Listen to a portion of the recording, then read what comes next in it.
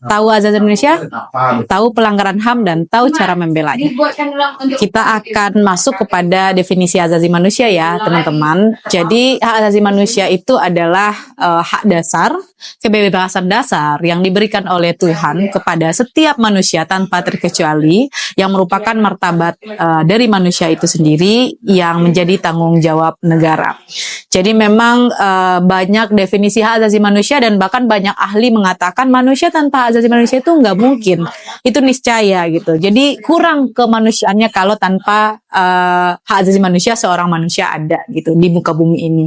Nah, banyak ahli mendefinisikan tentang asasi manusia, tetapi setidaknya ada 4 kata kunci yang bisa teman-teman gunakan tentang definisi asasi manusia.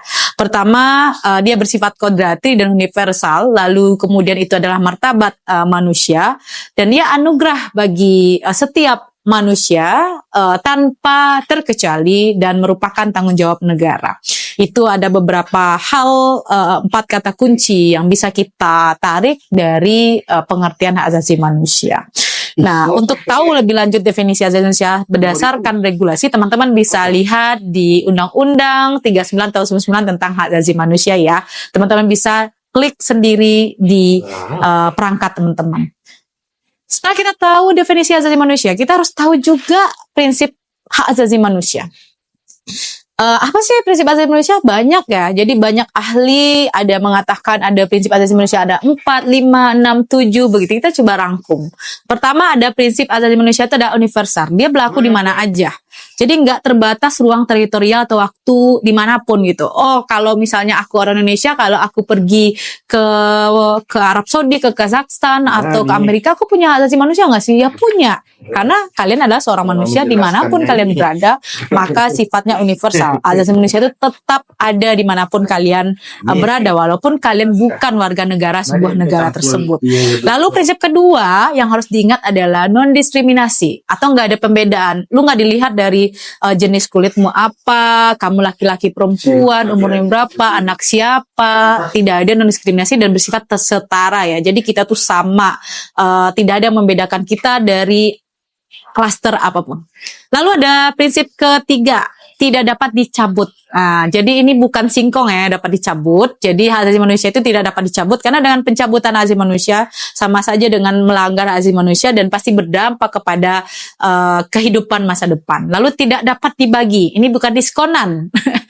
Prinsip keempat ini tidak dapat dibagi, tidak bisa misalnya begini. Oh ya, kamu aku berikan hak azazimu untuk sejahtera, tetapi kamu tidak bisa menyampaikan pendapatmu di depan umum. Kamu tidak memiliki pendapatmu sendiri. Kamu tidak bisa berbeda pendapat dengan orang lain. Itu sama aja dengan bohong gitu. Jadi nggak bisa dibagi-bagi. Misalnya negara hanya memberikan hak asasi manusia buat kamu. Kamu punya hak atas hidup dan kamu punya hak untuk misal sejahtera, tetapi kamu tidak punya hak untuk berpendapat dan lain-lain begitu. Itu nggak boleh sama sekali ya. Lalu ada prinsip kelima, saling bergantung dan terkait. Nah, di prinsip kelima ini adalah jadi hak azazi yang satu dia akan berkaitan dengan hak azazi yang lain. Jadi nggak bisa tuh misalnya oh ya gitu, kalau misalnya kamu terlanggar salah satu hak maka akan berdampak ke hak lain. Contohnya apa? Misal penggusuran PKL. Hak atas ekonominya terganggu, dia dicerabut hak atas ekonominya, maka kemudian dia akan berentet kepada hak-hak yang lain. Misalnya anaknya diputus sekolah, tidak mendapatkan pendidikan yang layak, ketika dia sakit dia tidak bisa membiayai biaya untuk rumah sakit dan lain-lain, atau kemudian dia jadi misal terganggu untuk kebutuhan pangan dan sulit makan. Dan ini yang mengatakan bahwa di prinsip ini dia satu hak itu akan sangat bergantung dan terkait, sehingga lebih baik negara tidak melakukan pelanggaran HAM apapun karena dia akan berdampak kepada hak-hak yang lain. Jadi konsekuensinya berat ya jadi pemerintah. Prinsip keenam ada martabat manusia. Tadi udah dibilang dari awal hak asasi manusia ini martabat manusia. Tanpa ada hak asasi manusia, manusia itu tidak akan lengkap menjadi seorang manusia seutuhnya sebagai seorang manusia gitu. Karena dia bicara tentang kebebasan dasar dan hak dasar. Yang ketujuh ada tanggung jawab negara. Nah, kita akan rest lebih lanjut ini di poin berikutnya terkait bagaimana tanggung jawab negara terhadap hak asasi manusia. Nanti di slide berikutnya ya.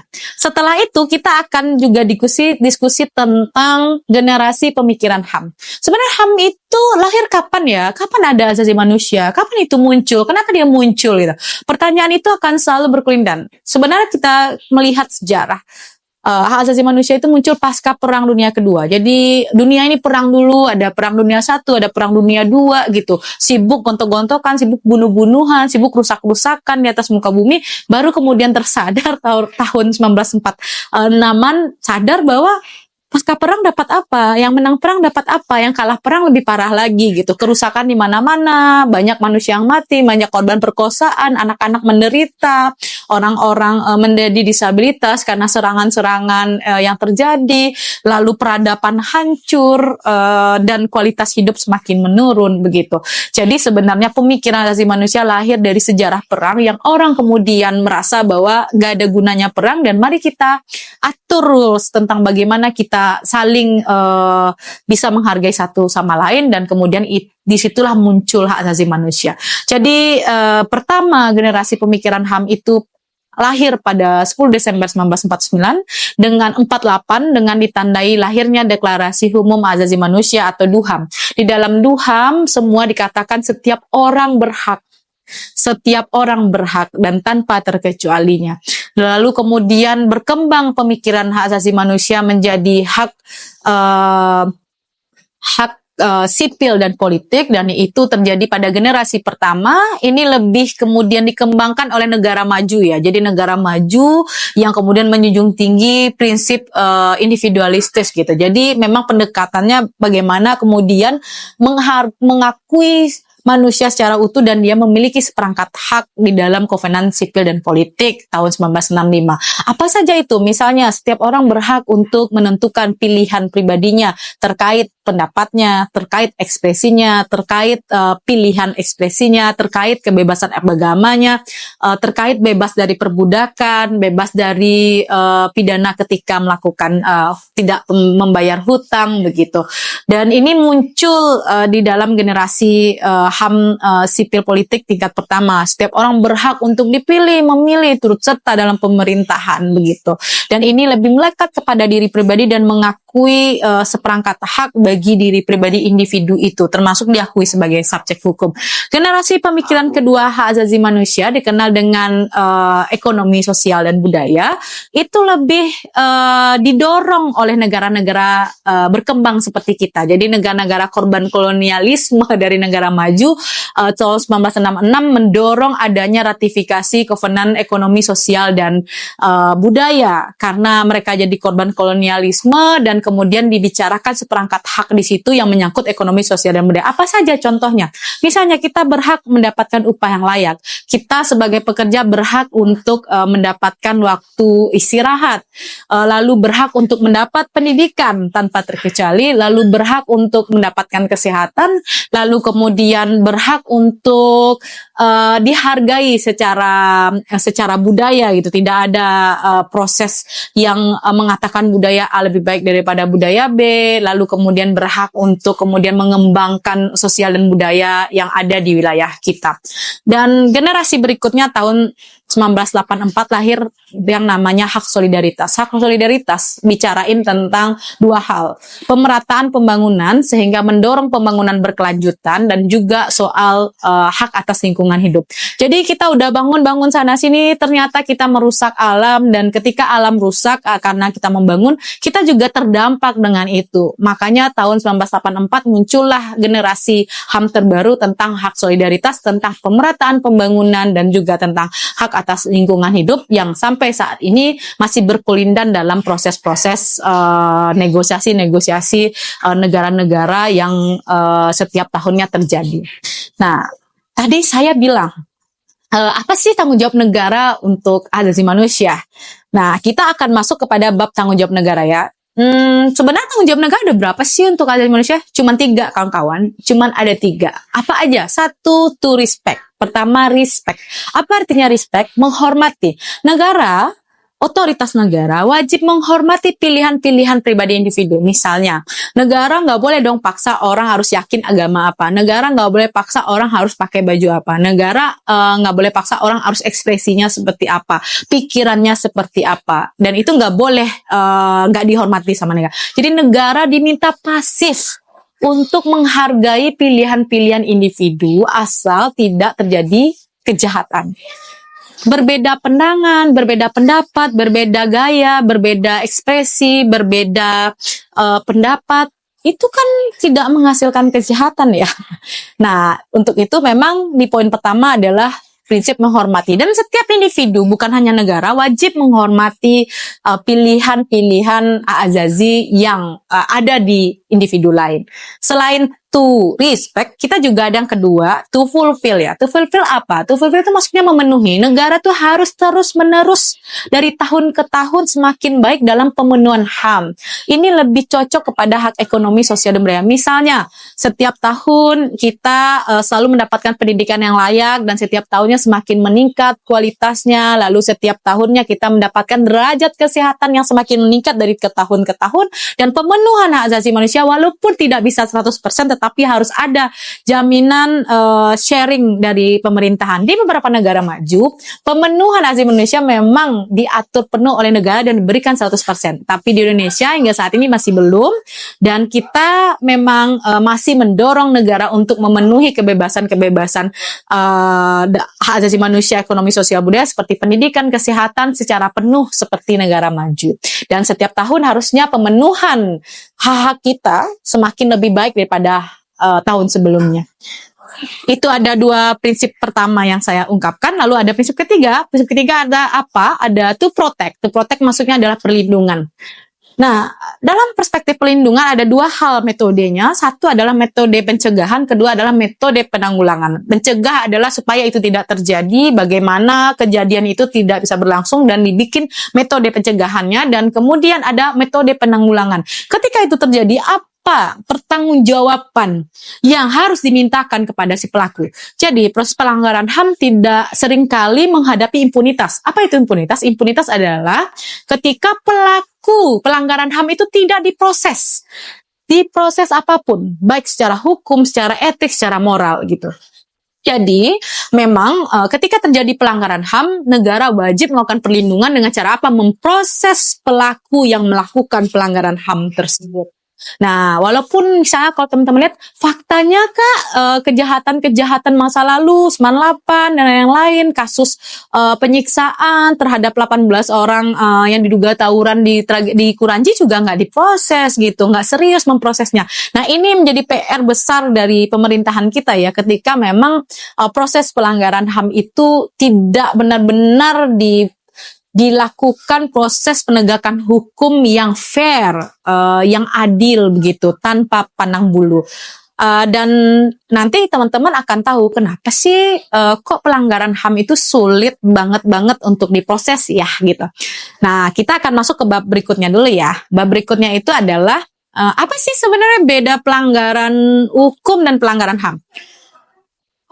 Pengalaman saya jadi praktisi asasi manusia tuh orang nggak bisa bedain pelanggaran hukum sama pelanggaran apa, itu beda banget teman-teman, beda banget. Jangan sampai salah ya, ini poin yang sangat penting, apalagi kalau kamu ikut Kalabahu LBH Padang.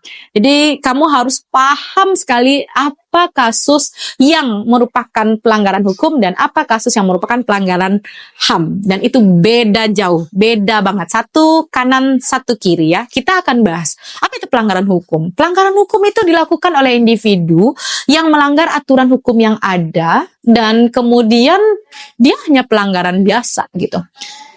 Nah, contohnya apa? Misalnya saya dipukuli oleh kamu.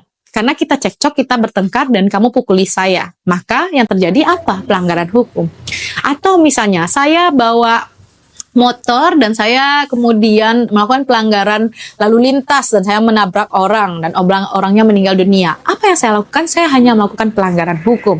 Kenapa? Karena saya hanya otoritas orang biasa, bukan dalam otoritas negara melakukan tindakan-tindakan tersebut, atau bukan dalam proses kewenangan bernegara gitu. Lalu apa bedanya sama pelanggaran HAM? Lihat aktornya. Pelanggaran HAM bisa ditarik kesimpulan adalah pelanggaran hukum yang dilakukan oleh pemerintah. Terkadang juga berkolaborasi dengan pelaku usaha atau pemilik modal gitu. Jadi misalnya saya seorang demonstran, lalu saya pergi demonstrasi dan kemudian saya dipukul oleh polisi dan proses demonstrasi itu yang dinamakan dengan pelanggaran HAM. Kenapa? Karena aktornya negara. Siapa negaranya? Polisi misalnya. Jadi dia punya individu yang punya otoritas negara, otoritas yang dia digaji oleh negara gitu. Jadi setiap membedakan pelanggaran hukum dan pelanggaran HAM, indikatornya sederhana. Siapa aktor yang melanggar dan apa kejadiannya? Misal kasus ada dugaan tawuran begitu, lalu dilakukan proses pengamanan oleh kepolisian, lalu melakukan pengamanan hingga membuat ada kekerasan yang berlebihan. Nah, itu yang dinamakan dengan pelanggaran HAM begitu. Jadi otoritasnya adalah bagian dari pemerintahan yang kemudian menjadi pelaku dalam kasus tersebut. Nah, apalagi contohnya, misal teman-teman itu mau mengajukan KTP, datang ke kantor gitu, ke kantor lurah misal, terus dibilang, ya KTP-nya formnya habis ya gitu, lalu kalian nunggu sampai 1 tahun gitu. Nah, itu juga termasuk pelanggaran HAM ya. Jadi pelanggaran HAM atas hak untuk mendapatkan identity begitu ya. Ya, jadi memang pelanggaran HAM ini dimensinya sangat banyak sekali. Misalnya contohnya lagi yang sederhana, teman-teman minta informasi. Misalnya teman-teman ingin tahu sekolah ini punya dana berapa, lalu kawan-kawan memasukkan surat dan menanyakan. Lalu sekolah nggak mau kasih tahu, oh itu rahasia negara dong gitu, itu rahasia kita dong gitu. Maka sekolah yang tidak mau memberikan data itu dikatakan melanggar hak atas informasi masyarakat karena dia adalah otoritas negara. Sudah paham sampai di sini contoh-contohnya teman-teman? Dan ayo teman-teman cari contoh-contoh yang lain. Kita nanti akan bahas lebih lanjut contoh-contoh itu ya. Tapi cara membedakan pelanggaran hukum dan pelanggaran HAM sangat simpel. Lihat aktornya, harus pemerintah atau pelaku usaha. Misal, saya contohkan lagi ya soal pelaku usaha. Pekerja dipecat tanpa adanya uang pesangon. Nah, pekerja dipecat oleh perusahaan itu bisa termasuk pada pelanggaran HAM karena kemudian itu dilakukan oleh pengusaha dan kemudian otoritas negara tidak mampu untuk memaksa pelaku usaha untuk membayarkan pesangon begitu. Nah, di sini kawan-kawan bisa melihat dari contoh-contoh itu ya, jangan dibilang lagi ya pelanggaran hukum itu sama dengan pelanggaran HAM. Jangan dibilang lagi misal pembunuhan, kasus pembunuhan oleh warga biasa, itu dikatakan perampasan hak atas hidup, itu tidak seperti itu ya. Berbeda jauh konteksnya pelanggaran hukum dan pelanggaran HAM. Nah, kita masuk, sebenarnya bentuk pelanggaran HAM itu ada berapa? Sederhana teman-teman, bentuk pelanggaran HAM itu ada 2 aja. Apa aja? 1 adalah by omission. Apa itu by omission? By omission artinya negara lalai. 2, commission, negara sengaja, lalai dan sengaja. Jadi kalau anak hukum pasti familiar, ada delik lalai, ada delik sengaja gitu. Apa contohnya lalai? Misalnya lalai itu teman-teman lapor polisi kasus gitu, bertahun-tahun kasusnya itu nggak diproses sama polisinya. Itu namanya polisinya lalai, memberikan hak atas keadilan prosedural kepada teman-teman. Lalu apa artinya sengaja? Sengaja itu benar-benar sengaja. Gimana caranya? Bisa melakukan tindakan tertentu atau tidak melakukan tindakan tertentu, ataupun melewati regulasi. Misal contohnya apa? Contohnya, misalnya kita punya contoh di suatu waktu ketika terjadi banyak kasus-kasus penjambretan atau begal, kemudian keluar instruksi kepolisian daerah begitu kan, salah satu institusi negara yang tinggi pangkatnya, dia bilang tembak di tempat saja para begal itu, atau tembak mati saja si pengedar narkoba. Nah, satu statement, satu pernyataan yang bisa mendorong lahirnya pelanggaran HAM. Jadi pernyataan itu bisa dikatakan sebagai bentuk pelanggaran HAM secara sengaja karena dideklarkan, dinyatakan oleh pejabat negara dalam dan juga diliput oleh beberapa pemberitaan sehingga mendorong adanya proses extrajudicial killing ataupun penyiksaan kepada para pelaku yang diduga melakukan tindak pidana. Tentu kita ingat bahwa setiap orang walaupun dia salah, dia tetap harus dimanusiawikan dalam proses penegakan hukum. Tidak boleh ada proses penegakan hukum yang melawan hukum. Nah, sekian dulu ya teman-teman ya diskusi kita tentang hak asasi manusia, dan kita akan ketemu lagi di diskusi berikutnya bersama channel LBH Padang. Sampai jumpa.